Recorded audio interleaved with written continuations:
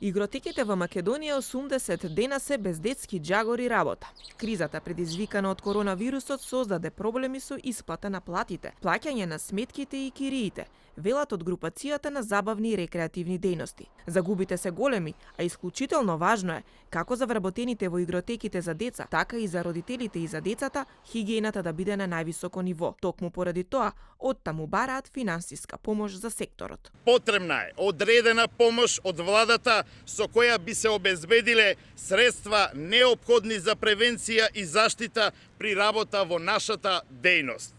За задржување на работните места и дејноста да може да обстои, потребно е мерката за финансиска помош во висина од 14.500 денари да важи и за месец јуни или да се разгледа можноста за еднократна финансиска помош за наредниот месец.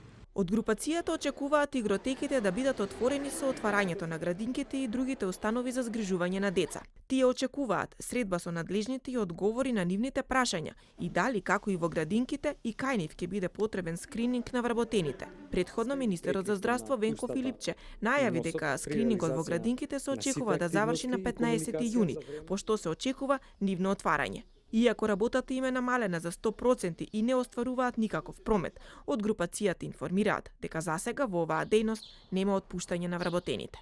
Родителите своето кафе веќе може да го испијат во некој од кафулињата, но децата и понатаму ќе треба да стојат подалеку од детските игротеки, затоа што за нивно повторно отварање се очекува одлука од владата, но и протоколи според кои тие ќе можат да работат.